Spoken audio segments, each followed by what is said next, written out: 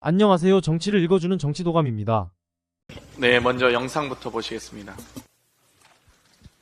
재판부에서 한 말 중에 정말 제 귀를 의심하게 한 말이 하나 있는데요.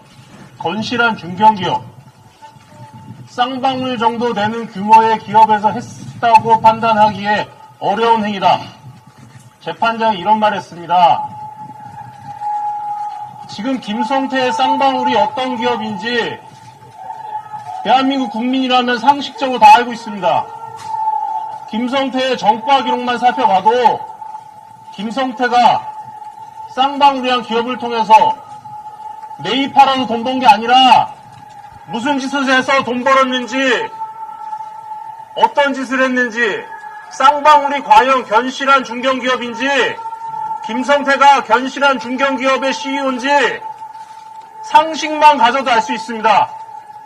그런데 재판부는 그 정도 되는 규모의 기업에 했다고 판단하기 어려운 행위다. 김성태는 정직하고 이화영은 거짓말쟁이다. 이걸 전제로 깔아놓고 재판을 했습니다. 판결도 했습니다.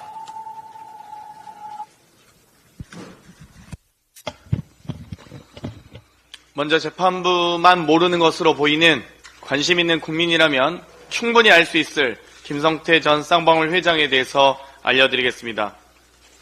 김성태 전 회장은 이미 언론에서 폭력 조직인 전주 나이트파의 쩐주로 규정된 인물입니다. 김성태 전 회장은 2006년 12월 춘천 지방법원으로부터 도박 개장과 음반, 비디오물 및 게임에 관한 법률 위반 혐의로 징역 8월에 집행유예 2년을 선고받았습니다.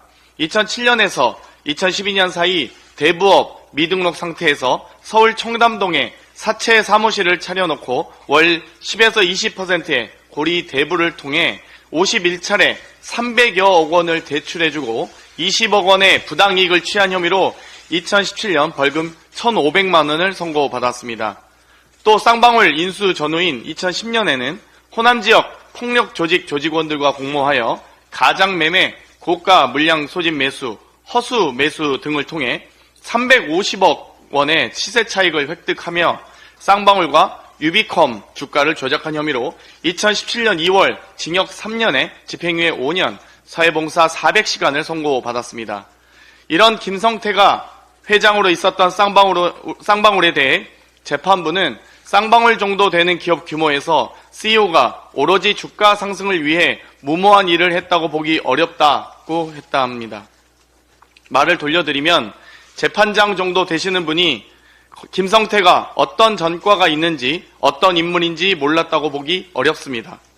주가 조작으로 처벌받았던 CEO가 주가 조작을 하려 했다고 보기 어렵다는 재판부의 판결에 말문이 막힙니다.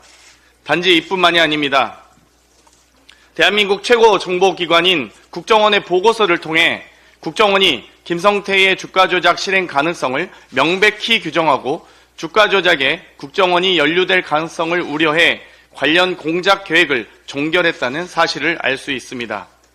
특히 국정원 보고서에는 북한의 고위 간부가 대북 사업으로 쌍방울 계열사 주가를 띄워주는 대가로 수익금 일부를 받기로 했다며 쌍방울에 수익금을 일주일에 50억씩 상품권으로 구입해 중국으로 보내달라는 요청이 있었다는 내용까지 살펴볼 수 있습니다.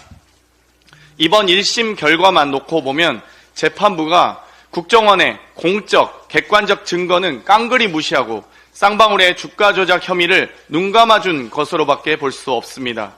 검찰의 회유와 압박이 있었다는 술자리 회유 폭로부터 보석이 불어댄 피고인의 변호인 사임부터 재판부의 일방적인 국선 변호인 지정, 검사의 피고인 접견 방해와 재판장에서 위협으로 보였던 검사의 행동들까지 대한민국 국정원의 대북 정보는 배제한 채 사실상 회유와 조작으로 오염된 증거는 채택하고 유독 검사 측 논리만 인정한 판례는 유례를 찾아보기 어렵습니다. 이제 쌍방울 사건 조작 수사는 국민적 관심사가 되었습니다. 국민이 납득할 수 없는 판결에 자칫 사법부에 대한 국민 신뢰가 저하되지 않을까 우려됩니다. 사법부의 국민의 눈높이에 맞는 자정 능력을 기다리겠습니다. 이상입니다. 유익한 정보로 찾아뵙겠습니다. 구독과 좋아요 부탁드립니다.